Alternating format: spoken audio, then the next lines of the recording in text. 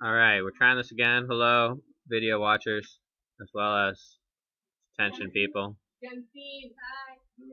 Shoutouts go to Rochelle, Genesis, Lewis, taking a test, Scarlett's here as well. Some people, and JC's here. Other people you don't care about. Alright, settling the Great Plains. We are going to the Great Plains, we're settling them, it's going to be lovely. And we're not just talking about Native Americans, cowboys, we also have a number of other people. So, what's going on? 1850s, 1860s, 1870s, we have a lot of people heading to the Great Plains. We have the Gold Rush, California Gold Rush, 1858. And initially there was a great belief that if land was not taken or was not being farmed, it was no one's land. Of course, this forgets about most Native Americans who are living there and not farming. This is the Oklahoma Gold Rush. It's literally, or land rush, literally hundreds of people rushing and finding land. You also have more conventional means, people moving rather slowly with all their possessions moving. So this is how most people are getting out west, initially. And out west you have a great amount of land, but you also have a lot of buffaloes. These are all buffalo skulls. When in 1800 there was 65 million buffalo in the Great Plains. By 1890, so 90 years later, there was less than 1,000. So 65 million buffaloes were killed in less than 100 years, which is fairly disgusting and why there are so many skulls in this picture. But what's going on? So one of the big reasons to go out west is you have a lot of open space, and on open space you can graze cattle. People like to eat beef because it is good. People also use cattle for leather, so anything made of leather you need cattle hides. So initially cows are mostly grazed, and it's very open. It's an open range. And when there's less buffalo, all those buffalo that we saw were killed, it's more land for the cattle and no competition. Here we have some cowboys. Cowboys were actually inspired by a group of Mexican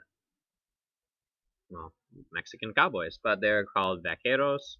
Here they are now. So the concept of cowboys was actually invented in Mexico. Yes, we have Native Americans out there, but well, we'll get to them next video. But just remember that these cowboys, Vaqueros, we also have a great deal of African Americans who are fleeing from the south that start herding cattle. They're mostly driving all the cattle along what's known as the Chisholm Trail. It's really driving all the cattle to where the railroads are. So you have all this open space in Texas, Oklahoma, Kansas, but you have to get the cattle to the market and driving them all to where the railroads are. The Transcontinental Railroad was the goal of these cowboys. However, the great mystique of all of this open range ends, and it ends namely with one of the inventions we looked at on the test, barbed wire. Why does barbed wire end everything? Well, if you have land, you're going to fence it off with barbed wire, and you can't easily drive cattle through barbed wire. So this whole era of an open range ends. It also doesn't help that there's a lot of overgrazing and bad weather. Railroads. Railroads are what changes the West as well. So we have this Transcontinental Railroad. In between 1850 and 1871, the government has land grants to railroads. They grant 170 million acres to railroad companies to build these lands. We'll talk about more about tomorrow, all of this land. And then the railroads could sell land to settlers. So we have 170 million acres now that are up for grabs. And much of it is made available through the Homestead Act. Homestead Act, if you have a family, Namely, if you're a man, you get 160 acres of land for free. For free!